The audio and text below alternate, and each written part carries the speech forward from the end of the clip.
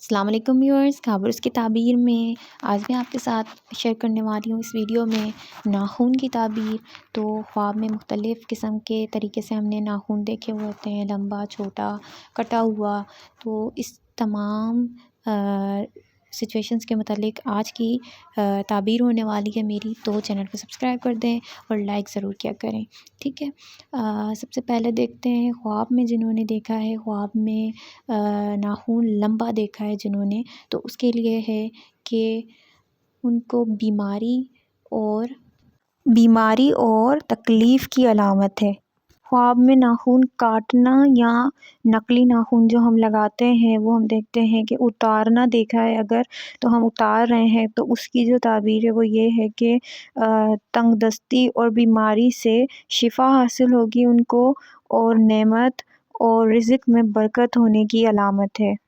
اس کے علاوہ جنہوں نے اگر خواب میں دیکھا ہے کہ ان کا ناخن ٹوٹ گیا ہے، ٹوٹا ہوا ناخن دیکھا ہے انہوں نے، یا ان کے ایگزامز ہو رہے ہوں، تو اس حساب سے کہا جا سکتا ہے کہ ان کو وہاں پہ اور کسی عزیز کی دل شکنی کرنے کی علامت ہے۔ اس کے علاوہ اگر کسی نے دیکھا ہے کہ وہ اپنے ناخنوں سے اپنی داڑھی کو سنوار رہے ہیں، خواب میں دیکھا ہے کہ اپنی داڑھی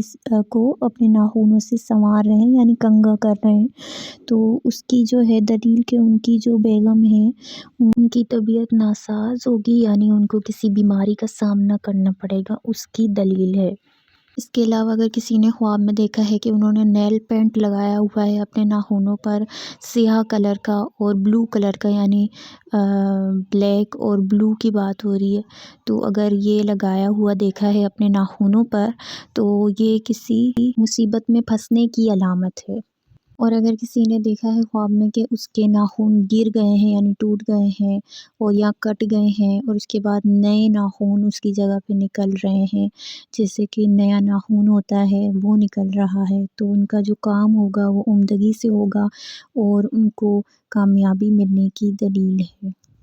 اس کے علاوہ اگر کسی نے دیکھا ہے خواب میں بہت لمبے ناخن دیکھے ہیں اپنے ہاتھوں کے، پاؤں کے، کافی لمبی ان کی لینتھ ہے تو دیکھی ہے، تو اس کی تعبیر جو ہے وہ نامناسب ہے، یعنی اچھی نہیں ہے، تو نقصان دہ ہی ہے۔ تو اس کے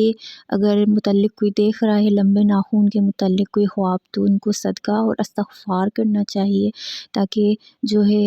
استغفار جو ہے وہ ہمارے پیارے نبی نے فرمایا ہے کہ آپ کے نامہ اعمال میں سب سے زیادہ ہوگا، تو وہی انسان کامیاب ہے۔ اور اس کے علاوہ آپ صدقہ دیا کریں، صدقہ جو ہے ہمارے پیارے نبی نے فرمایا کہ وہ مصیبتوں کو ٹالتا ہے، تو انشاءاللہ تعالی جو بھی مصیبت آنی ہوگی وہ ٹل جائے گی، صحیح۔ اور صدقے سے مال کم نہیں ہوتا، یہ بھی ہمارے پیارے نبی نے فرمایا ہے، تو صدقہ آپ خوب کیا کریں تاکہ آنے والی مصیبتیں رد ہو جاتی ہیں۔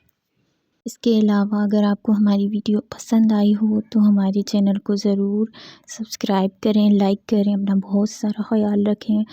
اور دوبارہ ملیں گے نئی تعبیر کے ساتھ۔ اللہ حافظ۔